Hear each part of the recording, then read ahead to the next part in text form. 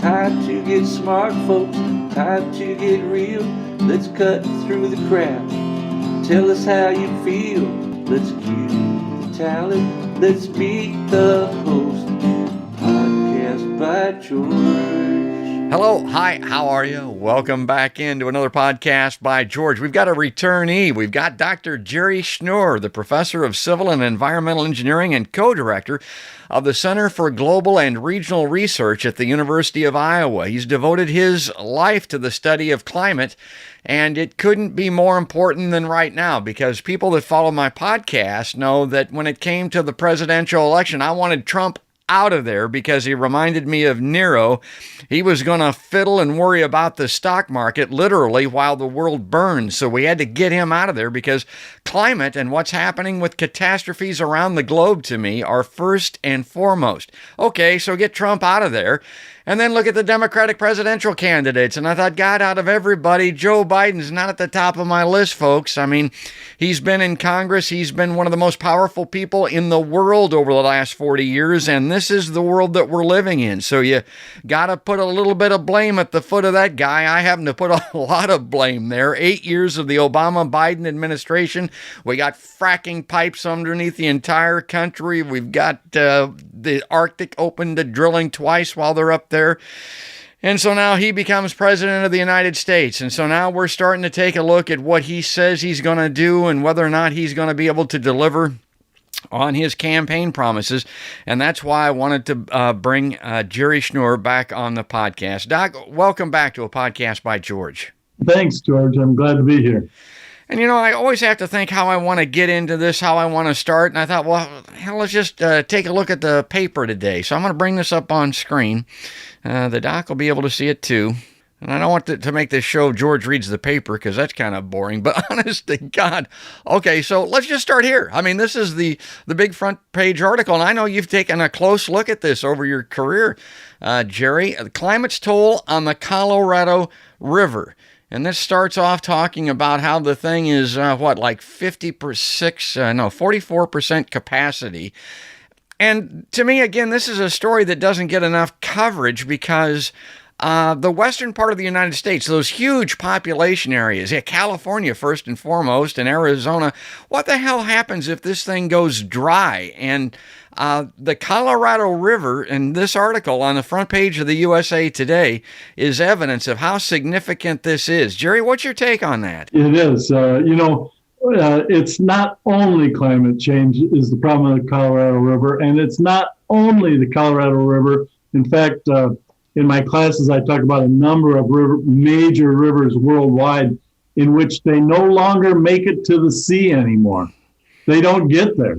They get all used up. And so it is partly increased population, increased irrigation for lettuce and alfalfa and crops in the desert Southwest that need a lot of water. But climate change seems to be just the straw that broke the camel's back. It seems to be pushing it over the edge where we're at these very low levels of water south of Las Vegas. Two major impoundments on the Colorado. They're both showing that bathtub ring that you see. That's what we call it on the front of the USA Today. And yeah, that's a part of climate change. It's not the sole reason, but it's a part of what we see worldwide. Okay, so my question then is, when I look at something like that, I want to reach for the Valium because can this be fixed? Can this be undone? Or is this just a matter of time? And people talk about mass migration because of climate and because of the environment. God, does anybody have any idea what happens if this thing goes dry, if those people in California and Arizona and places like that run out of water? Well, they'll be held to pay, and a lot of social strife and unhappy people. But it tells us that Biden's on the right track. You know, we need a huge investment to reuse water, rebuild infrastructure, have different crops in agriculture, more people, and that less water. So we need to revamp the entire economy. He's about $2 trillion to that effort. and it's going to be needed. We're talking about really changing everything to forestall these climate changes. 6 out of the last 6 years, warmest years on record. This past year, it was a La Nina year, so it should be a bit cooler because of cool ocean temperatures, but it was just as warm as ever, roughly equal to 2016 as the warmest years ever. Well, and you raised the best point of all. I mean, time is nigh. I mean, we got to act. We got to move. And that's the thing about Biden that worries me. I mean, is he capable? Is he willing to move quickly enough? I'm going to again continue with this USA Today. I just page through this thing. It's amazing. I'm going to bring this back up on screen. So this filibuster could be a bit of a problem for although they can do things through reconciliation. Biden can do some things through executive actions. Here's an article. Here's a nice one. The wake-up call doesn't move the doomsday clock. So everything that's happening, we're still, we're 100 seconds away from the end of the world, according to the Doomsday Clock. It says climate change caused by the burning of fossil fuels such as oil, gas, and coal is also among the major threats cited by the Doomsday Clock authors. A pandemic-related economic slowdown temporarily reduced the carbon dioxide emissions that cause global warming, the author said. But over the coming decade, fossil fuels needs to decline precipitously if the worst effects of climate change are to be avoided. And Jerry, I actually wanted to get you on the podcast a month or two ago to talk about exactly this, because I saw reporting on that, and it's kind of, I don't know, subject to debate. Did we see a slowdown in these emissions? Did we see improvement in the climate because of the pandemic? And is that evidence that we can have real effect on getting this situation turned around if we do things differently? We've been forced to do it during the pandemic, but if we voluntarily take actions like this, can we improve things? The pandemic has caused a decline in global emissions, maybe on the order of 8% or so, which is the first time, since the Great Recession of 2007-8, that we've seen any decline. Otherwise, it's just been going up through the last 200 years, basically. But yeah, we saw a decline, but we didn't see an improvement in climate. Like I said, this was one of the hottest years ever. And that's because the gases that we've emitted over the past, let's say, 50 or 100 years are up there for more than 100 years. So they're still continuing to warm. What we did 50 years ago is still continuing to warm each and every year until we get to the point where we've reduced our emissions so much that the concentration in the atmosphere comes down. That hasn't happened yet.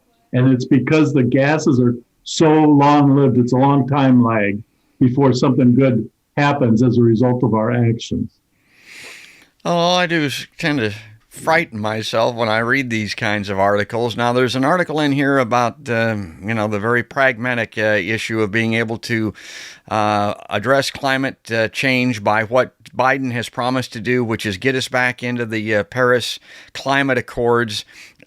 Even John Kerry, his climate czar, the guy that's going to be in charge of this primarily, who again, God, I'm telling you, these folks do not have a great track record, folks, but this is what we got. We got Joe Biden and we got John Kerry, and Kerry is telling us that these Paris Climate Accords aren't nearly enough. And the real critics look at it and say the countries that are participating in it, there's no enforcement arm. They're not really adhering to it. We got to do better than that. And not just better than that, we got to do a hell of a lot better than that. Is that your view? Yeah, the stakes have gotten higher because, as you said, Nero fiddles, and we're fiddling. And that means that we've lost some time since 2015. That was the Paris Accord, right? Yes. And even then, what we pledged, by that I mean the whole world, wasn't enough. And now it's gotten worse. So the stakes are raised. Obama pledged in 2015, 26% reduction by 2030. Now Biden is saying 50% reduction is needed by 2030. And that's what the models tell us also. Biden said in 2015 we'd have an 80% reduction in emissions by 2050. Now we say net zero. We got to get rid of all the emissions or suck some out of the atmosphere into soils, trees, reforestation, things like that. We call that negative emissions. We have to have some negative emissions because we'll still have aircraft putting out carbon dioxide from maybe biofuels. Maybe that's a role for Iowa in the future, sustainable biofuels to fly airplanes. But there'll be some emissions, but it's got to be net zero. I got to ask you this. I have Stephen W. Schmidt. He's the professor emeritus at Iowa State University in political science. He's been in the classroom for 50 years talking about political science. And, I really like that because it gives him this perspective. I mean, he can remember. And you're the same way. You've been talking about this stuff for decades, Jerry. How do you feel now about where we're at? I mean, do you wake up in the morning, or have you seen some research, or do you see studies regularly now that make you go, oh, crap? This is bad and getting worse, and maybe even worse than I ever thought that it would. I have to confess, George, I'm sort of an eternal optimist. I always have hope. Hope springs eternal in this one. A couple different times through history, as you say. I've been talking about this since the late 1980s. A couple different times I had real hopes where Democrats and Republicans were coming together in Congress and talking about carbon taxes and new regulations and things like that. And it really has not come to pass, at least not much. Now I have real hope that we're getting serious about the problem because, gosh, it's up to 70, 80% of the public realizes that climate change is here and real and is costly to them. And so I have hope we're going to really do something now. It's not going to be easy. It's not going to be cheap, but it will create jobs, like Biden says, because we have to redo everything. Jobs in solar, jobs in wind, jobs in weatherizing our homes, jobs in rebuilding our infrastructure to withstand more severe storms. That's going to employ a lot of people. It is, but my criticism is you can die on the job, and I'm afraid that's what's going to happen if we don't take extremely drastic measures here, much more so than what these guys are talking about. And okay, Biden, he's doing what he can immediately. He stopped the permitting on the that pipeline, that Keystone XL pipeline up there. People said, well, it really is not that effective. It's mostly symbolic. I'm like, well, okay.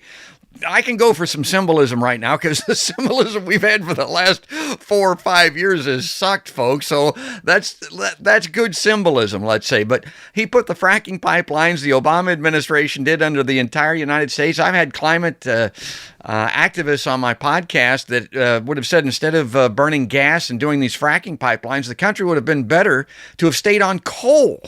I mean, that's hard for me to believe. Yeah, but that's hard for me to believe too. And you have to ask yourself, why should you build a $50 billion pipeline that you can't use for more than 10 years? Yes. What sane investor is going to invest in that, George? We got to get out of the fossil fuel business. Don't invest in that. That's crazy. And you're going to get burned. You're going to have stranded investment. In fact, we have $2 trillion of proven oil reserves that we can't burn. So that's a stranded investment. And don't think that the oil companies and gas companies aren't worried about that. Well, here's what I tell folks, Jerry, and I wanted to get your take on this because I've got this criticism of Biden going back many, many years. And I said, well, couple of things, maybe some silver lining to this dark cloud. Biden is the ultimate politician, and that's not a good thing. But I said, politicians, unlike ideologues or whatever Donald Trump was, they can be made to understand. They can see the writing on the wall. They can be moved. And it happened in my lifetime. It happened back in the 60s and 70s with LBJ and Nixon on the war movement. The country moved those guys, and they moved the Congress. They didn't want to, but we were able to do that. So I look at that with Biden and I say, well, maybe that's a plus in his favor. And I look at it also and I say, guys like Jerry and I, we get it towards the end of our lives. We're getting older here and we look back and we kind of think, I wished I'd done that differently. And now that I have a chance, maybe I can undo some of what I did, or maybe I can try to repair the harm that's been done. I hope that works with Joe Biden. But my question for you, Jerry, is if there's one thing, and I know you've talked a little bit about this on my podcast before, but again, with this idea of moving Biden, if there's one thing you would like people to focus on to try to move these politicians and folks like Joe Biden on, the clarion call, so to speak, what would it be? Would it be a carbon tax? Would it be something more than that? What's your mission? I may have changed a little bit even since we talked last time, George. The most popular thing was Citizens Climate Lobby fee and dividend, in which we would put a price on carbon in fuels at the port of entry or at the point of discovery, and then we'd return it to the American people. No extra money for government, completely returns to the American people, each an individual equally on a monthly or biweekly basis. But now it seems like, in terms of trying to get it, this is the practical part of me, the politician, and you're good at political science. I think maybe more doable are regulations with bipartisan support in Congress. That's going to be hard. You already mentioned that. Better regulations and technology to try to skin this problem, because I think there's just no taste for any kind of carbon tax or fee on the Republican side. So I think we got to do it differently. We might be able to do it with the old-fashioned command and control regulations. And we gotta move quickly, folks. I mean, that's the whole thing here, because we frittered away so much time in the past, and we are where we are, and we got to move. And man, when it comes to politics in particular, that's a tough thing to get done. Well, maybe the real silver lining in this, Jerry, people are going to start paying attention again, maybe more so even to folks like yourself. I mean, as you know, science was not paid attention to at the top levels of our government for the last 4 years. Donald Trump, I don't think, ever took a science class, absolutely could not understand it. All he could do was look at the Dow Jones Industrial Average every morning, and thank God he's gone. I want to give you the kind of the final thought here, the closing remarks on this podcast to sum up where we're at and where you think we need to go. I'll pick up where you left off, George, and that is, I think we have an opportunity here because people are listening now. And that's in part because we had 4 million acres burn in California with wildfires this last year. We had a record number, 13 storms hit the United States. Hurricane Laura alone was $17 billion in damage. We had a derecho in Iowa that was the largest, quote, thunderstorm ever. Yeah. In recorded history. So we got people's attention. We have a new president who at least promises unity. I think that'll be hard to achieve, but I do think we have an opportunity right now. And I'd say that that's what I'd like to leave your listeners with. And that's not all bad. I think an opportunity is better than what I thought we might have 2 years ago. So let's go, folks. Like I tell everybody, no more excuses, no more delays. Let's move. Folks, that's Dr. Jerry Schnoor. He's a professor in civil and environmental engineering and co-director of the Center for Global and Regional Research at the University of Iowa. Dr. Schnoor, thanks again for coming back on a podcast by George. Thanks, George. That's going to do it for now. We'll get back with him because, this is job number one as far as I'm concerned is the climate. We talk about the big three all the time on Podcast by George. It is climate, it is war, and it is healthcare. Those are the three things that I would like everybody to think about and focus on all the time. And if you enjoy Podcast by George, if you're on YouTube, subscribe, ring that notification bell. If you're on Facebook, like us and subscribe, follow us there, and you can also, of course, listen to us anywhere podcasts are heard, particularly on iTunes. But that's going to do it for now. That's going to wrap it up. That's all there is, and there ain't no more. That's another podcast by George.